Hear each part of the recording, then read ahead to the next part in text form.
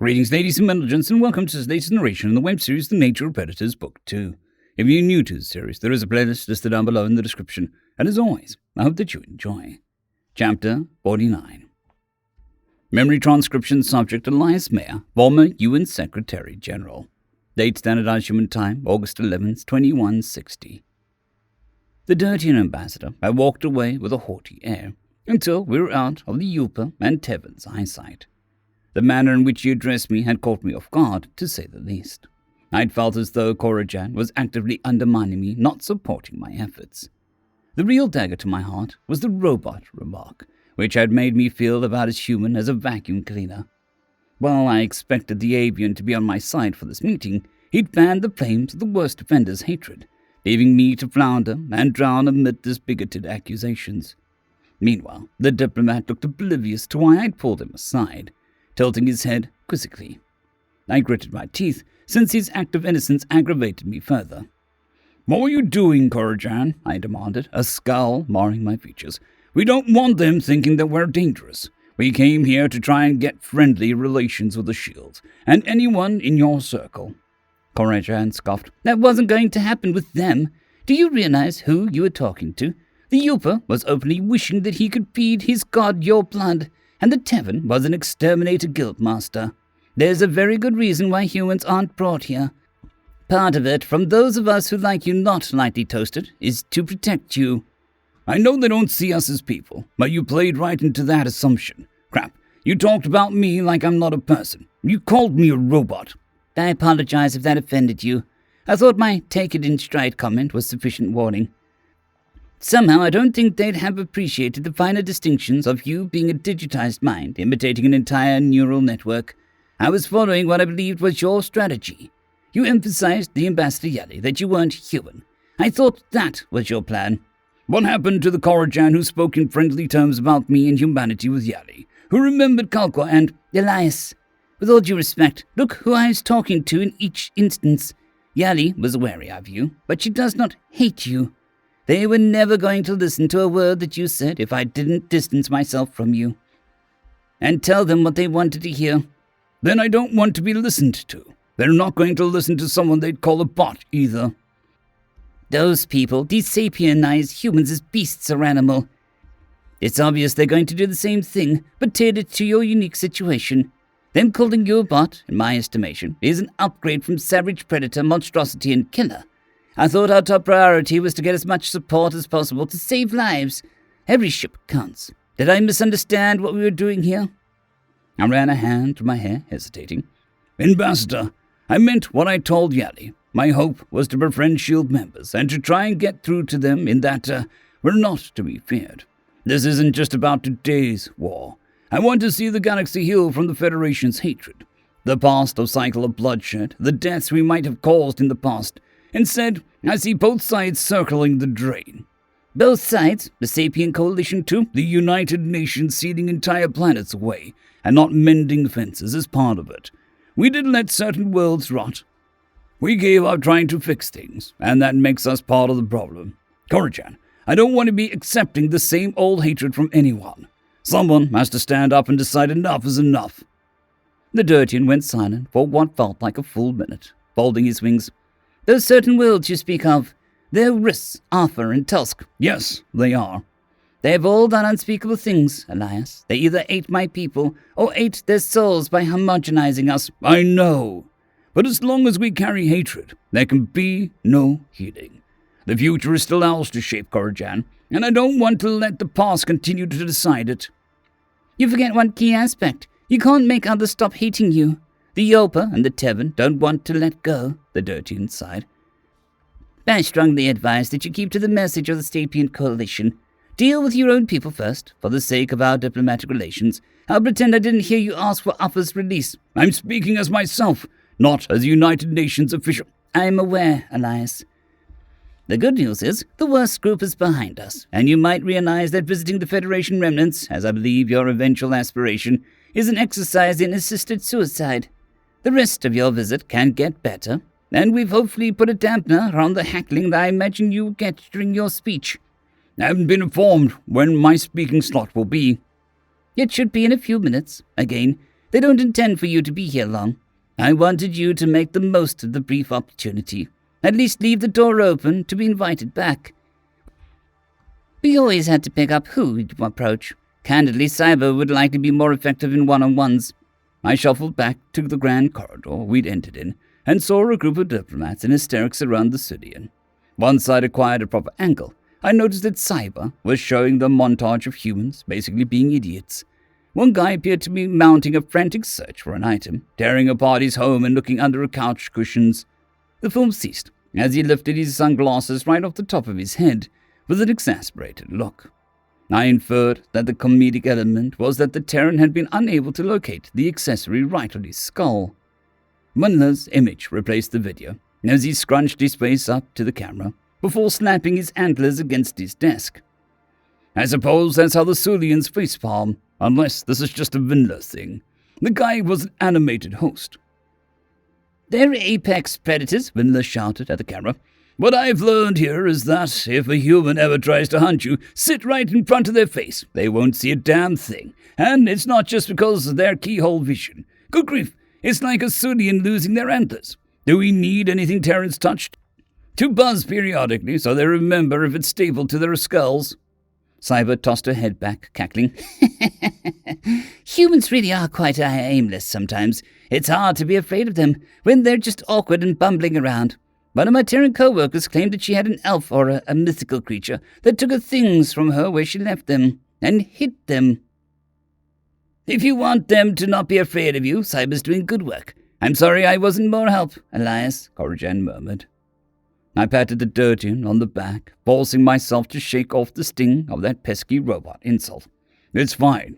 You weren't wrong that we want as many ships as possible. I have to save Nishtal. I just have to make the Shield see humans as people, too." "Then patience is a must-have, friend. There's still much of the Federation in this place. Now, I see a displeased Ulven coming our way. I imagine he wants you to get on with the main event, so then it can kick you off from our nest. Good luck with your speech." I nodded in acknowledgement, taking care to wipe any semblance of strong emotions off my face. Many species thought that humans were unreadable, compared to the animated trunk, ear, and tail movements that pervaded the rest of the galaxy. But they eventually learned that our expressions gave away our exact sentiments. The Ulven's deep brown pelt popped out of the corner of my vision, their short trunk looking off amid the swine-like face. They had no interest in aiding us in the war when I paid a visit to their embassy on Earth. If word of the Arxor breaching quarantine got out amid our efforts with the Osers and the Bisons, this speech could be our final chance at reaching the Shield. What if Corrigan had a point? That there wasn't anything I could say to change their hatred of humanity. Perhaps I should settle on gaining aid in the war, knowing that they wouldn't hate the Crocodile. First and foremost, it's my goal to save lives today. Arguing for my own personhood or fluffing up humanity's reputation aren't as urgent. I can tell when I'm not wanted. I extended my hands off to the side, trying to show open palms and relaxed intentions. "How may I help you?" "There's no questions that are off limits, and might I add how gracious it is of you to host us. I am honored to be the first representative of the United Nations here." "You said you wanted to address us, so give that address," the Ulven huffed. "The Federation allowed humanity to speak once, and then shut down the idea of partnering with you. Our internal vote should be equally decisive." "We would go to the lengths of the galaxy for hope of securing a new friend. This opportunity is greatly appreciated. This is about threats to the Shield with a new enemy in the war. We have no choice but to humor you, to assess the threat." "I think that's smart. Logical decision, and I hope that we're able to ensure everyone's safety together. We can face this as one. I have conviction in that regard." "Say what you came to say, or leave. I have no interest in further discussions with any software that emulates a human. What is the Sapien Coalition even thinking, giving machines the sapient personalities of dead hunters?" "For the most part, no one wants to die, and I'm afraid it's an inevitable reality of being alive. It's a discussion I'd like to have someday, which I think you should be included in. Dissenting voices are important to reach determination, especially on an issue so important that it decides what being alive means." "We want no part in your amoral internal affairs. The microphone is on the raised platform. Do you even have words to bark? Or was this all a ruse? We have exterminators on site. Plenty of security for the likes of you. I took a cautious step toward the podium, wondering whether my skin would even burn. Thankfully, there was no sense of pain in my current body. A welcome reprieve after the constant aches I'd felt as I climbed upward in age. Immolation was one of the most agonizing ways to die, so I wasn't sure why the exterminators refused to forsake it, unless it was cruelty for cruelty's sake. My mind flickered back to when I'd first learned of the predator tortures during our exchange program with the Vendel. Governor Tarver's office had advised me they might be a problem for Terran visitors on her world. It was a very different time in relations for the species who were now our inseparable best friends. The fact that her planet's true name, Skalgar, meant world of death was one of the most surprising things I'd learned about the new era. Cyber scurried over to me, eyes gleaming with encouragement. I heard they want to get rid of you, Mr. Elias. That was awfully quick to rush you along to your speech. All I asked of Yanni was to get in for a speaking slot, and she fulfilled my request. It seems it was difficult to persuade the shield to give us an inch, I responded. This brief moment we had to stand face to face, anything we got was a bonus. Like you said, we have to make the most of it. That's why I brought pamphlets about how this is the most peaceful era in human history. You haven't fought an internal war since first contact. It was a wake-up call to you, I think, and it's a good option to refute all those awful historical references. The Soothians need to get diplomatic channels open to Sailor, one way or another. I mentioned the progress if we had a permanent observer here. Let's not get ahead of ourselves, Cyber.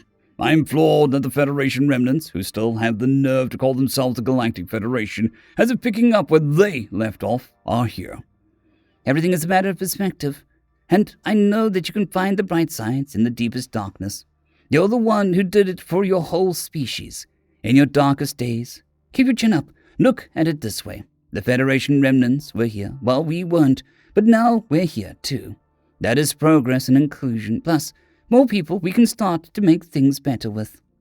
You do have a certain way of looking at things. Don't lose that. I couldn't help but smile as the involuntary expression of fondness and admiration still transpired in my synthetic form. Down to the telltale crinkles near the eyes, signifying a true smile. Burnt hadn't done his research on that aspect, getting the galaxy's much maligned snarl down pat. I will say that I've been threatened by multiple parties here, just out of an abundance of caution. Could you go back to the ship, make whatever excuse you need to, but the SC needs to know about the Fed remnant's presence.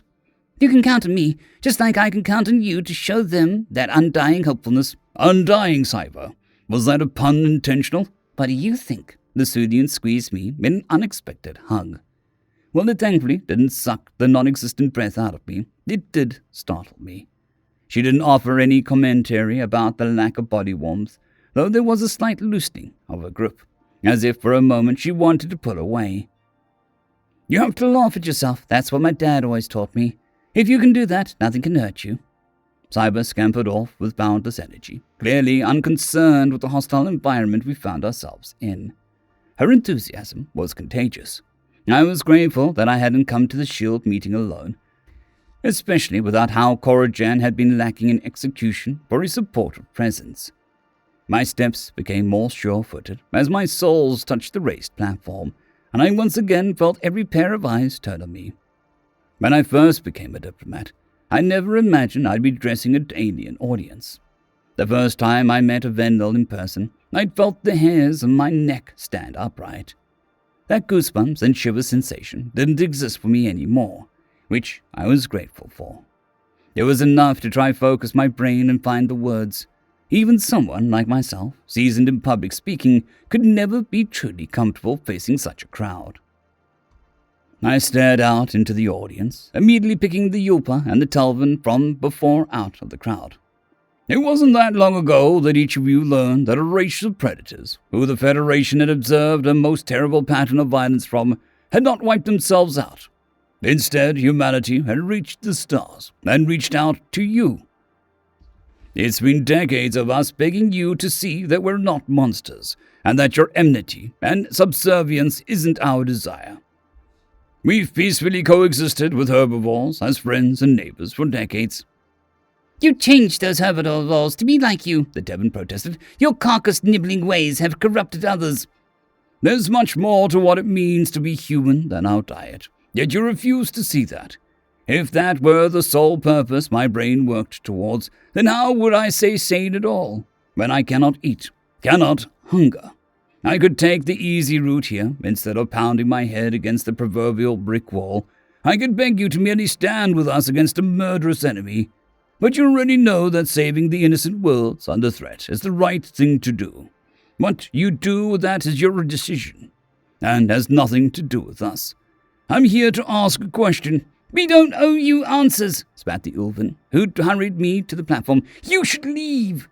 My jaw locked. Not yet. I'm here to ask one single question. What proof would it take for you to believe there's more to humanity than our lowest moments as a species? Would anything be enough? Several voices shouted answers at me, many of which were charged with vitriol for my species. I stood calmly by the microphone, binocular eyes sweeping across the audience with an unspoken challenge. Ambassador Corrigan was cradling his head in his wings.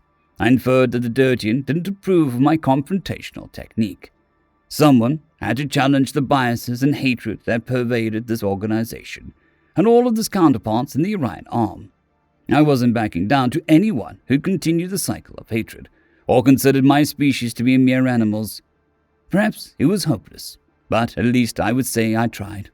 That I'd never stopped fighting for what I believed in. There was too much at stake just to throw in the towel.